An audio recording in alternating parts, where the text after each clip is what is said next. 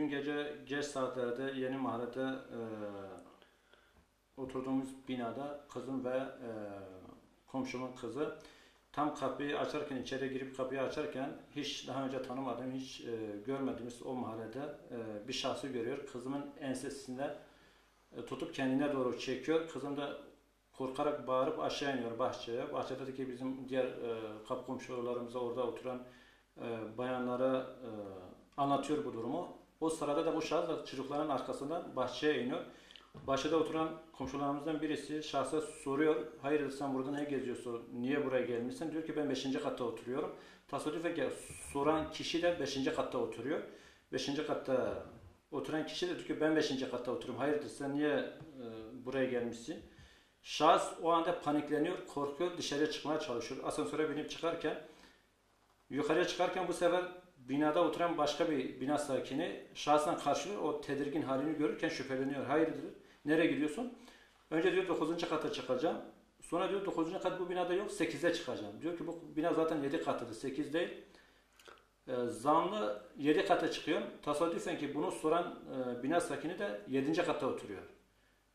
Şahsa diyor ki ben de 7. katta oturuyorum. O sırada adam yalan söylediğini herhalde fark ediyor.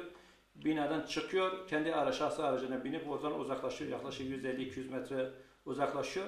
Kendi aracının içinde oturarak bina sakini bunu panikleniyor ya, biri geldi binanın içinde çıktı. Fark ediyor, bunu takip ediyorlar. Orada aracın içinde yakalıyorlar.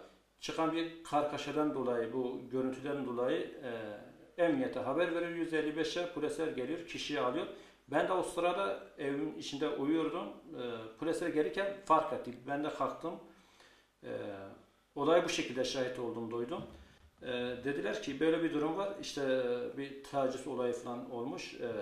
Ben de olayı fark edince polisler eşliğinde bizi çağırdı. Gittik.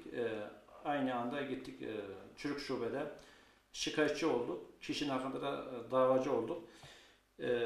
O olaydan bu sosyal medyada dünden beri iddia edilen bu taciz, tecavüz olaylardan dolayı öyle bir şey olmadı. Kızımın sadece esnasından tutup kendine çekerken kız korktuğu için kaçmış. Dışarıda kapı komşuları bunu görünce olay bundan ibaret. Aslında şu şekilde şu anda sosyal medyada abartılan bu yazılan şahit de bundan dolayı aile olarak hem kızım hem şahsımız mağdur oluyor. Mağdur durumdayız. Bu kızımın hakkında verdiğimiz ifadeyi yayınlayan, işte sosyal medya paylaşan kişilerin hakkında da davacı olacağım, şikayetçi olacağım. Kesinlikle böyle bir şey söz konusu değildir.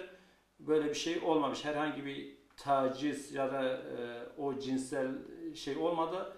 Bu fiziki olarak bir dokunmuş. Bu söylediklerim bundan ibaret.